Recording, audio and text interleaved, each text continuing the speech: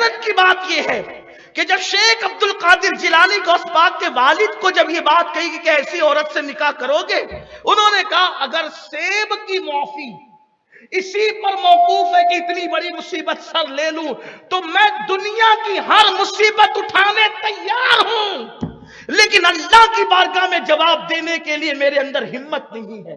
میں ایسی لڑکی سے نکاح کرنے کے لیے بن دیکھے کا تیار ہوں، اندھی بھی چلے گی، لنگڑی بھی چلے گی، لولی بھی چلے گی، گونگی بھی چلے گی، سب چلے گا، لیکن بس قیامت میں میری پکڑ نہیں ہونا چاہیے کہ میں نے بے کچھ سیب کیسے کھا لیا۔ معاف کر دیں گے آپ اگر شادی کا؟ ہاں۔ کہا ٹھیک ہے پھر نکاح کر لو۔ نکاح ہوا، حجرے عروسی میں آئے تو کیا دیکھا؟ ایک چاند کا ٹکڑا ہے، ایسا لگا جیسے چاند اتر آیا ہے زمین پر، اس لیے کہ وہ کوئی معمولی خاندان کی عورت نہ تھی، وہ رسول اللہ کے خاندان کی عورت تھی، حضور کے گھرانے کی بیٹی تھی، ان کا سلسلہ نسب امام حسین سے جا کر کے ملتا تھا، حسن تھا، جمال تھا، کوئی دوسرا جوان ہوتا تو اس کی کیفیت کیا ہوتی؟ لیکن غوث پاک کے والد چاند سا ٹکڑا حجرے میں دیکھ کر کے مصلی بچھا کر نماز شروع کر دی۔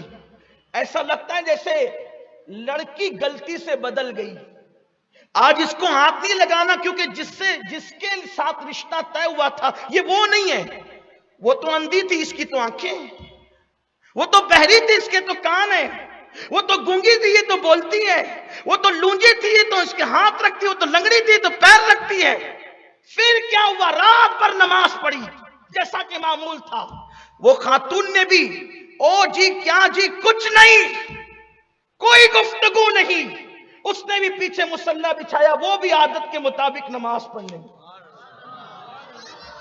ہمارے یہاں شب برات سال میں ایک بار آتی ہے تو بھی لوگ پوری رات عبادت نہیں کرتے۔ وہ کیا دور تھا کہ مسلمانوں کی ہر رات شب برات ہوا کرتی تھی، اس اعتبار سے کہ وہ ہر رات عبادت کرتے تھے۔ لوگوں کو آج گناہ کرتے ہوئے راتیں کم پڑتی ہے، پوری رات موبائل لے کر بیٹھے اور عین فجر کا وقت آنے میں ان کو نیند آئے گی، شیطان تھپکیاں دے رہا ہوگا سلانے کے لیے، اور ٹھیک رات کے اس پہر میں سوئیں گے جس وقت فجر کا وقت شروع ہونے والا ہوتا ہے، اور اللہ اپنی شان کے مطابق پہلے آسمان پر نزول اجلال فرماتا ہے۔ عوام کی زبان میں سمجھانے کے لیے کہہ دوں کہ وہ اپنی شان کے مطابق پہلے آسمان پر آتا ہے جیسا کہ اس کی شان ہے، حالانکہ وہ آنے جانے سے پاک ہے، اور وہ اپنے بندوں سے کہتا ہے اے میرے بندوں مانگو، کیا مانگتے ہو؟ جو مانگو گے تمہیں عطا کروں گا۔ روزی مانگنے والے روزی مانگو، خوشی مانگنے والے خوشی مانگو، تنگ دستی سے نجات مانگنے والے تنگ دستی سے نجات مانگو، اولاد مانگنے والے اولاد مانگو۔ ہر رات کے آخری حصے میں اللہ کی رحمتیں پہلے آسمان پر متوجہ ہو کر تمہارے دروازے دل پہ دستک دے رہی ہوتی ہے، اور تم عیاشیاں کر کے عین اسی وقت میں سو رہے ہوتے ہو۔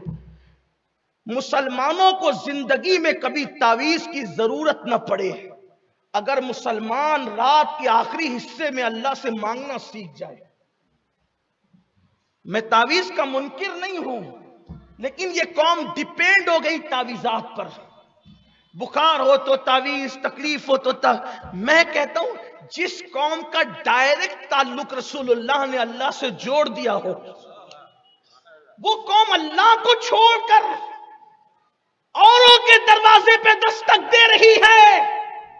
جب تک تمہارا رشتہ اللہ سے جڑا رہا اور تم نے نبی کے وسیلے سے اللہ کی بارگاہ میں تم سوال کرتے رہے، وہ کیا چیز تھی جو تم نے مانگا اور تمہیں اللہ نے عطا نہیں کیا؟ لیکن جب سے تم نے اللہ کو چھوڑ کر کاغذ کے ٹکڑوں کو ہی اپنا سب کچھ سمجھ لیا، انگوٹھیوں کے پتھروں کو ہی اپنا سب کچھ سمجھ لیا، یہ تو کوئی اسلامی شعار بھی نہیں، اسلامی عقیدہ بھی نہیں۔ انگوٹھی میں فلاں قسم کا پتھر پہنیں گے تو روزی میں برکت ہوگی اور اولاد ہوگی اور یہ ہوگی۔ ارے پتھروں پہ یقین رکھنے والوں، تمہاری قسمت میں پتھر پڑے۔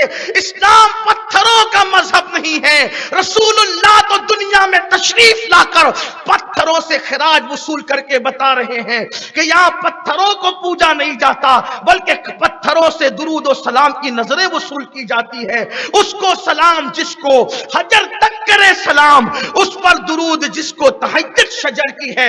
اللہ اکبر. تو میں عرض یہ کر رہا تھا، حضرت مخدوم اشرف جہانگیر سمنانی فرماتے ہیں رات کے آخری حصے میں جا کر مجھے اللہ سے جو نعمتیں ملی ہے وہ کسی نفل عبادت سے مجھے نعمت نہیں ملی. مسلمانوں، اگر تمہیں اولاد نہیں ہے تو رات کے آخری حصے میں تم گڑ گڑا کر دیکھو اور نبی کے وسیلے سے اللہ کی بارگاہ میں مانگ کر کے دیکھو. اگر تمہاری روزی میں تنگی ہے تم رات کے آخری حصے میں اللہ کی بارگاہ میں گڑ گڑا کے دیکھو اور نبی کے وسیلے سے مانگ کر کے دیکھو، پھر دیکھنا رحمتوں کی کیسی چھما چھم فوار برستی ہے. اگر تم بے جا مقدمات میں پھنسے ہو تو رات کے آخری حصے میں گڑ گڑا کے دیکھو. اللہ اکبر. وہ اللہ فرماتا ہے، اللہ اکبر، رب فرماتا ہے قرآن مقدس میں، وہ کون ہے جو مضطرب لوگوں کی فریاد کو سنتا ہے اللہ کے سوا، یعنی اللہ کے سوا مضطرب کی فریاد کو کوئی نہیں سنتا.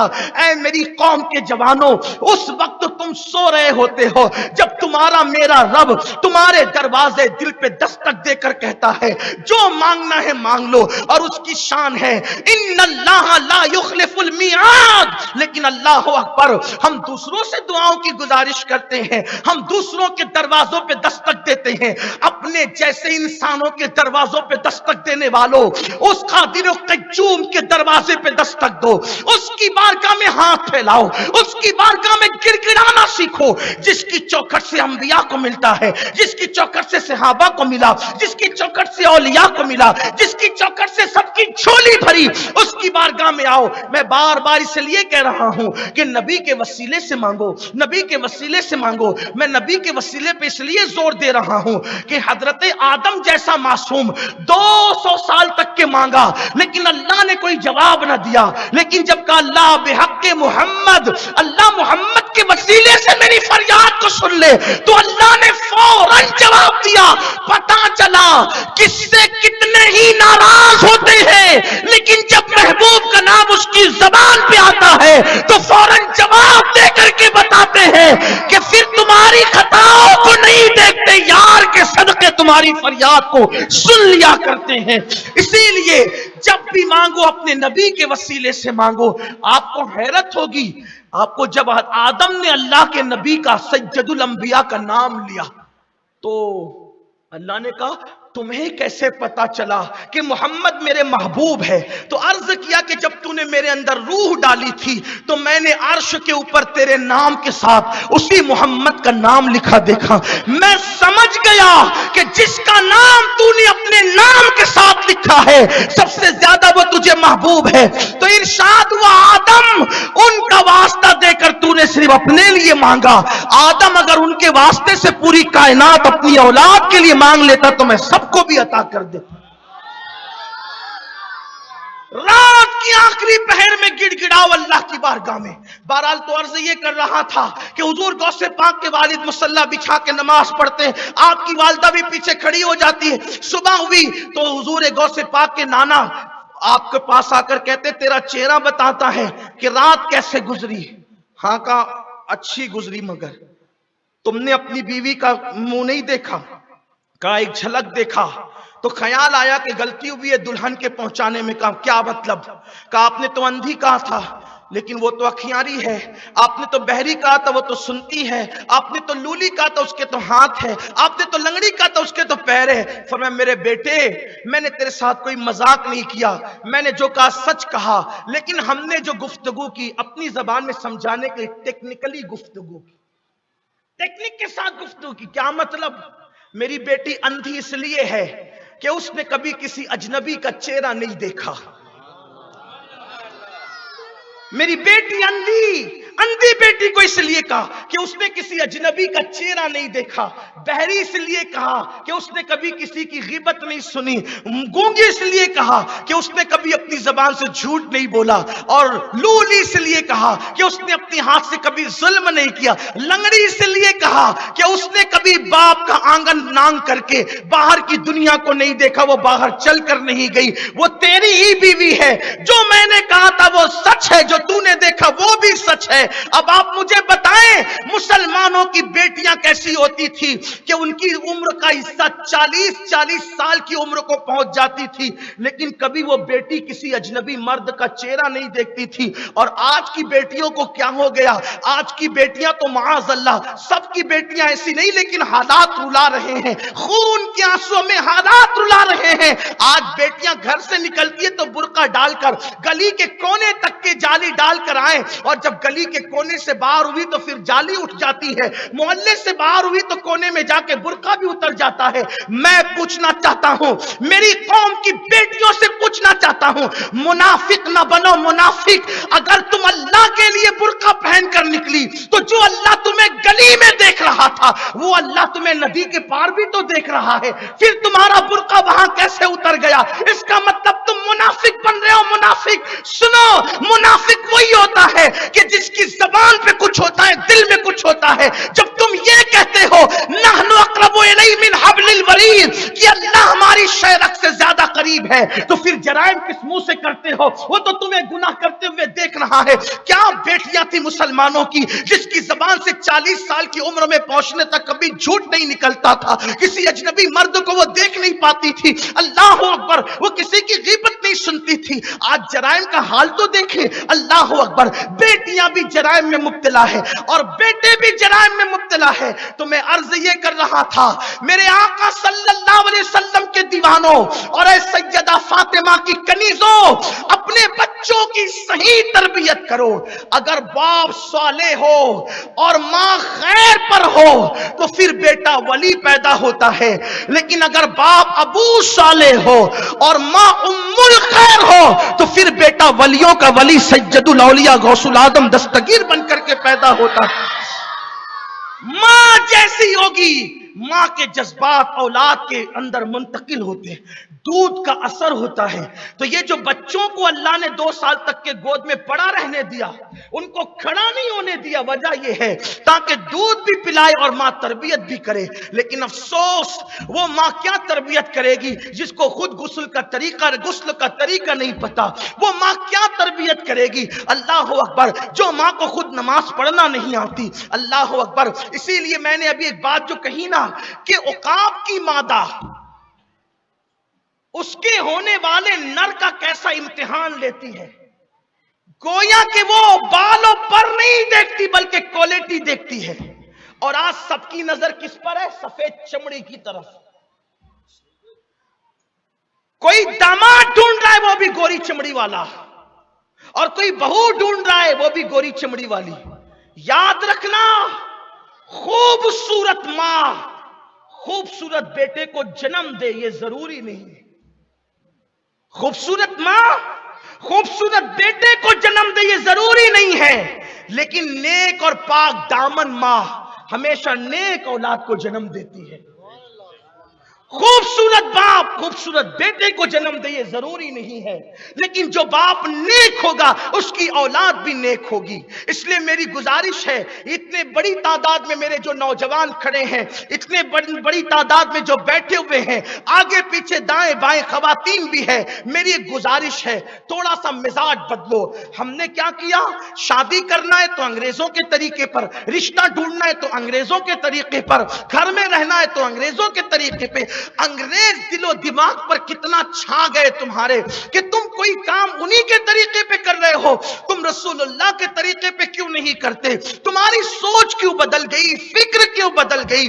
अल्लाह अकबर। अंग्रेजों के यहां गोरी चमड़ी की बड़ी अहमियत है, तो तुम्हारे यहां भी तो गोरी चमड़ी की अहमियत हो गई। याद रखिए, गोरी चमड़ियों की कोई हैसियत नहीं है। सफेद चमड़ियां न देखो, बल्कि चेहरे न देखो, किरदार देखो, किरदार।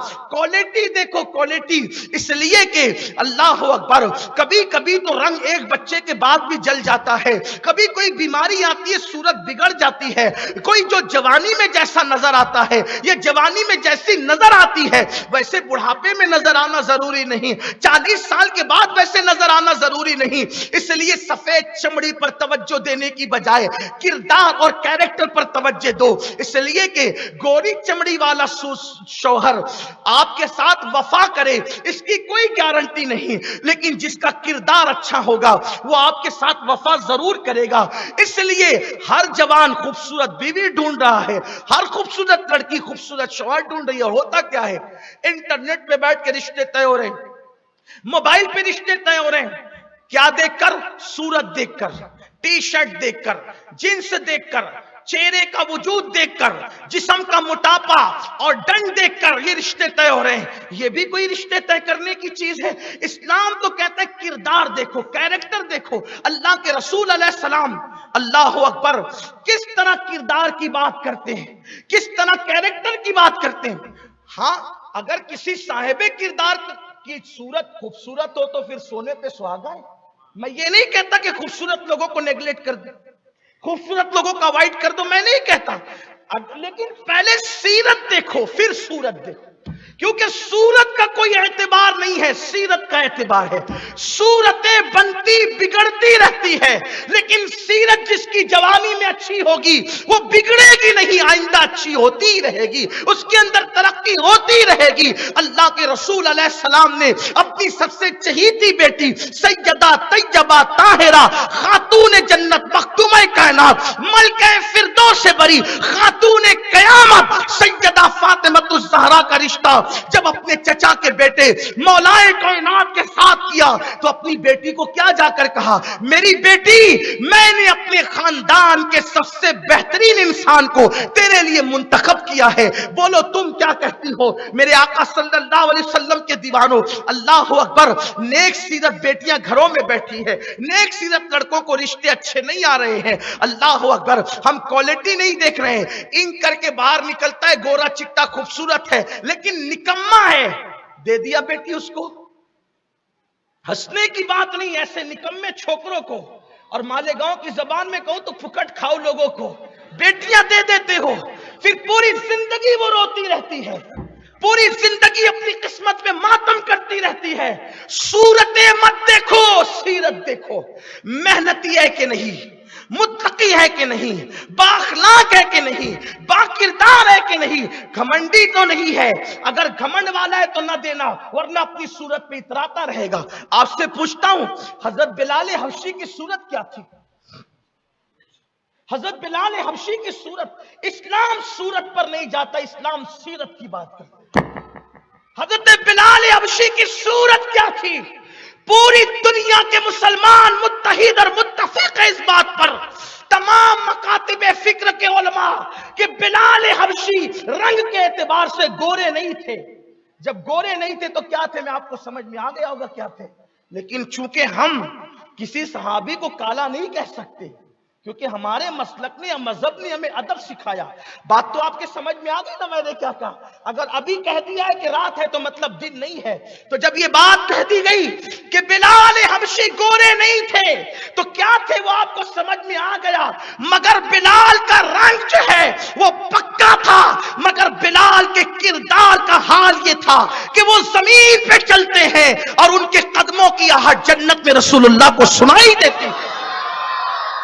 अल्लाह के रसूल अलैहिस्सलाम जब मेराज से तशरीफ लाए तो आका ने फरमाया, बिलाल क्या बात है कि मैंने जन्नत में मेरे आगे आगे, तवज्जो करें, आगे आगे अल्लाह के रसूल फरमा रहे, आगे आगे रंग देखो और ढंग देखो, सूरत देखो और सीरत देखो। क्या सीरत है बिलाल की? कहते हैं अल्लाह के रसूल, मैंने तुझे अपने आगे आगे जन्नत में चलते हुए, तेरी कदमों की आहट मैंने जन्नत में अपने आगे आगे सुनी।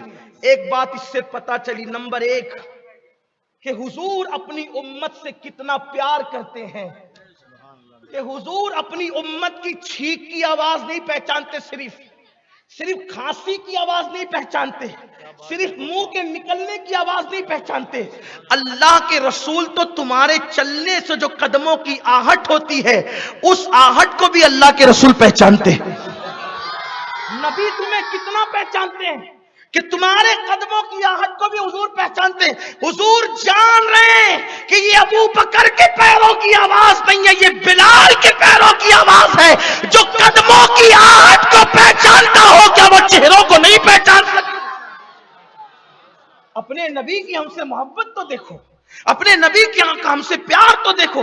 کی آہٹ سے تو باپ بھی نہیں پہچانتا، لیکن باہر مصطفیٰ جان رحمت تمہاری عظمتوں کو سلام، اتنے بڑے ہو کر، اتنی شان والے رسول ہو کر، غلاموں پر اتنا کرم کہ لوگوں کے پیروں کی آہٹ کو بھی آپ پہچانتے ہیں کہ یہ بلال کی ہی آواز ہے، یہ ابو بکر کی آواز نہیں ہے، یہ بلال ہی کی آواز ہے، یہ عمر ابن خطاب کے قدموں کی آہٹ نہیں ہے۔ ذرا سوچو تو صحیح مسلمانوں، اپنے نبی کی شان کیا ہے، اپنے نبی کا مقام۔ وہ نبی ہمیں قدموں کی آہٹ سے بھی پہچانے، اور ہم نبی سے اتنے دور ہو گئے کہ ہم نبی کو پہچان ہی نہیں پا رہے ہیں، ہم نبی کی عظمت کو پہچان نہیں پا رہے ہیں، ہم نبی کی شان کو پہچان نہیں پا رہے ہیں، ہم نبی کے وقار کو پہچان نہیں پا رہے ہیں۔ اے میری قوم کے جوانوں، آؤ اپنے نبی سے قریب آئیں، آؤ اپنے رسول سے قریب آئیں۔ سب کے قریب ہو کر کے دیکھا، کبھی اللہ کے محبوب کے قریب بھی ہو کر کے دیکھو، سب کے لیے آنسو بہا کے دیکھا، کبھی اللہ کے محبوب کے لیے بھی آنسو بہا کے دیکھو، سب کے زلف و رخسار کی بات کر کے دیکھا،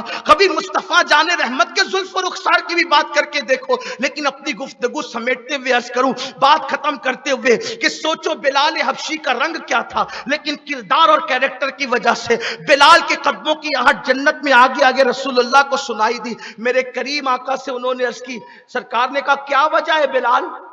بلال وجہ کیا ہے کہ تیری قدموں کی آہٹ میرے آگے آگے جنت میں نے سنی؟ عرض کی آقا آپ جانتے ہیں اور آپ کا رب جانتا ہے حقیقت کیا ہے، لیکن مجھے اتنا سمجھتا ہے